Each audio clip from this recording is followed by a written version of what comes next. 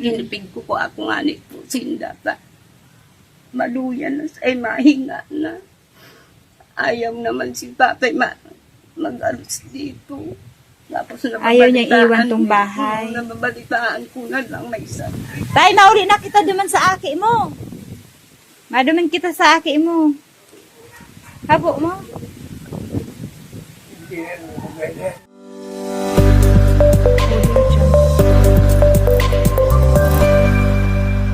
Ito mga kasidli, papunta po tayo ngayon sa isa daw po dito sa mas kilala pong veterano sa paggawa ng tuba.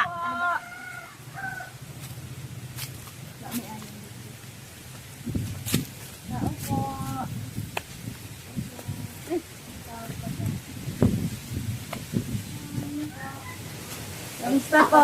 Kamusta tayo kami po? So nagdigdi ka sa ugma. Si Simplicat. Kamusta po? Ano po? Ano pong pangalan ni tatay? Adelino Adelino. Habay. Ika po. Josepina Limisa. Kamusta po kayo dito, Nay? Malaan. Ngayon po pala, Nay, parang nag-separate po kayo ni tatay.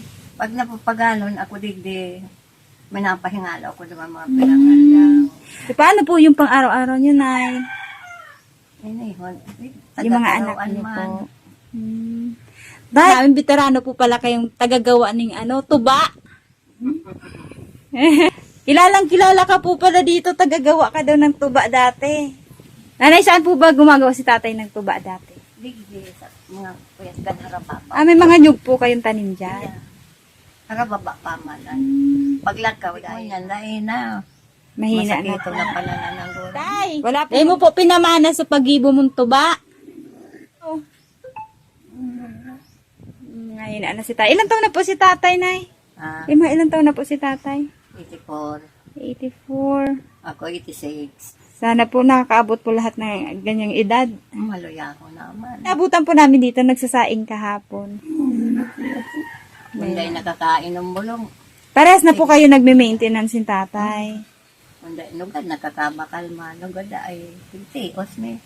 Wow. Ano po ba yung mga sakit nyo, Nay? Pagpapagal ako. Anuhan o panluya. Yung high blood po ko ba kayo, Nay? Yun. Kamusta ka po, Digde? Kamusta ka, Digde? Dahil mo na po kaya maglakaw ng sulo? Man. Ano po itong tigluto mo ka sa ugma? Sinap na. Mayo kaming kaibahan na pamilya. Mm-mm. Iribanan kami kan makuha po. May banggi. Tingnan ang buhay ko. Malain na. Ano na lang po tigpaparagibo mo, Digde? Sisigid. Kaya mo pa man po magsigid. Saro. Bunyan dahil na. Sabi datay, masiramon daan tuba mo, Digde. Kahit ka po. Bunyan dahil na. Perang taon ka po nagpuon maggibon tuba dati. Ay, hubig pa ko. Hanggang po sa nagurang ka po, iyon po ang naging trabaho mo. Kahit na tinawaga pa. Bunyan dahil na. Siguro dakula po ang tigikita mo dati sa pagtutuba. Naggibuan ka ito. Yan po ba ang naging hanap buhay nyo dati, Nay? Ang paggawa ng tuba ni tatay? Nugad na ulayan man siya dyan sa katrabaho man. Dahil na. Palyado na. Pala na. Nagsusolo kami. Mahirap na po ang mag-isa, Nay. Paglakaw ko, halimbawa, mayong gulayo, nangunguha ko kung anong kuwang. Ang ganda nga po dito sa lugar nyo. Ano po? Malangat talaga. Ilan po ba ang anak nyo? Pero po ang akin nindo? Tulo. Lahat nawala dito. Birian. Lita. Kamusta po ang buhay nila, tatay, Nay? Ano po pangalan mo, Nay? Pangatay po kayo, anak eh. Kamusta po ang buhay nila, tatay, dito, ate? Nakahirap na nga. Mauba doon sila kasi matanda na. Malayo man ako. Tapos yung Saan po ba kayo nakatira, Nay? sa Santa Cruz. Hmm, Tapos Ginipig ko ako nga ni po sindata. Maluyan na ay mahinga na. ayaw naman si Tatay mag-alis dito. Tapos Ayaw niyang iwan tong ko, bahay. nababalitaan ko na lang may sakit. Kanino pong anak yung nandito yung apo niya? Sa- Sa inyo po. Ano po sa kapatid ko. Tapos nagsumbungan kanina na itong nalulala siya. Sabi ko na kaya niya magpunta na doon kayo sa akin. Ayaw naman iwan itong bahay. Tay, ba't po kayo umiiyak, Tay? Ano po ta naghihibi ka, Tay? Namimiss mo po ang mga aki mo? Ha? Ano po? Nagluluha. May namimiss ka po, Tay. May namimiss ka. Mayo, di mo namiss si nanay? Na ano man ako takon sa solo. Namimiss ka datay ni nanay. Ikaw man sa nanday nakakamiss. Sabi ko nga ano yako ang harong na ini, itong bagang may ginto. Alam ko kasi, te, pagka, yung mga edad na talaga, kung saan po talaga sila nagkaedad, di po talaga nila yan iniiwan yung mga nila, bahay. Karamihan sa nakikilala kung yung mga edad na. Tay, ano po tahabo mo maghalik digdi sa harong mo? Ano pong mawawara digdi? May tigtago ka gayud gold. May gold ka pong tigtago digdi. Mayo man.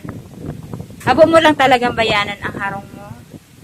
Sulo-sulo ka digdi paano po pag pag may makulog ka. Tinitiis mo na lang yung sakit mo. Naawa sa'yo yung mga anak mo, oh.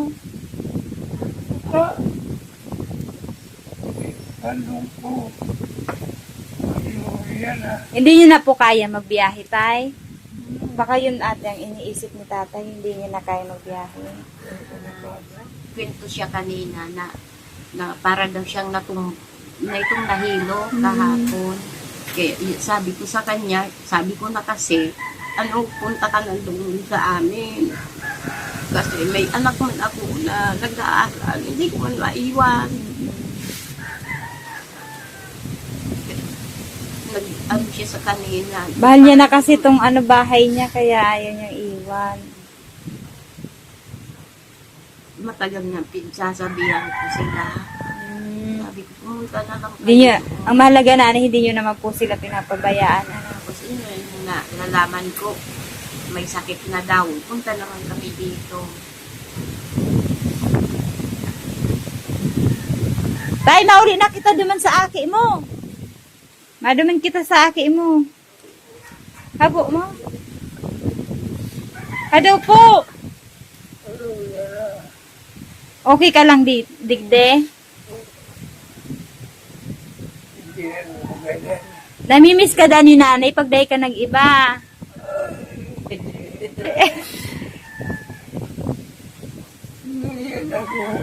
Ha? Maluya ka na?